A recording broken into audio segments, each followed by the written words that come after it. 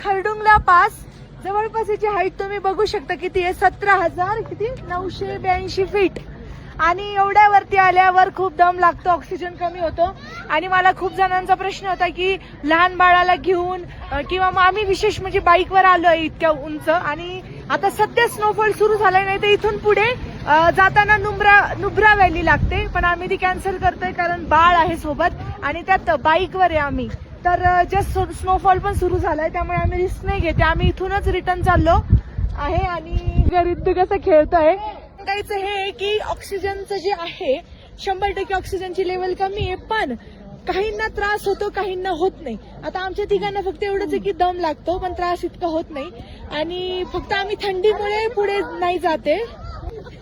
तर आता ज्यांना स्नो हवाय, स्नो मध्ये खेळायचं असेल तर तुम्ही आता पण तुम्हाला भरपूर स्नो मिळेल. हे बघा इथे भरपूर जण खेळतायत.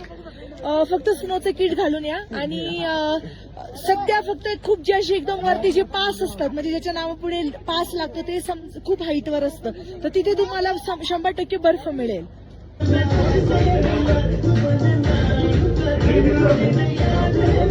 तर आता तुम्ही जो व्हिडिओ बघितला, मला सांगायचं इतकंच आहे. मला भरपूर जणांचे प्रश्न येत आहे की ऑक्सिजनचा त्रास होतो का, तर मला याच्यावर एकच बोलायचं आहे की लहान मुलांना त्रास होतो असं काही नाहीये. त्रास हा मोठ्यांनाही होतोय, कोणालाही होतोय. जर तुम्ही अचानक तुमचा अल्टिट्यूड चेंज होतोय तर फक्त आम्हाला का नाही होते, कारण आम्ही कंटिन्यू ट्रॅव्हलिंग करतो आणि आम्ही एक सेट झालोय. आम्ही लडाखमध्येच येऊन आम्हाला एक 15-20 दिवस झालेत, त्यामुळे आम्हाला जास्त त्रास होत नाही, कारण आम्ही हळूहळू स्टेप बाय स्टेप हळूहळू जातोय.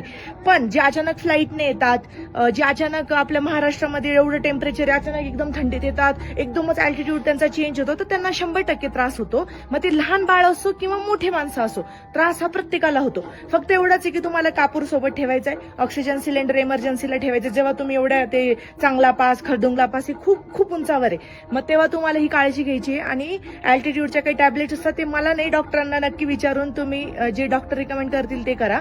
बस एवढंच मला सांगायचंय की तुम्ही अचानक येणार तर तुम्हाला त्रास होईल, याच्यामध्ये वयाचं काही नाहीये, त्रास हा कोणालाही होईल.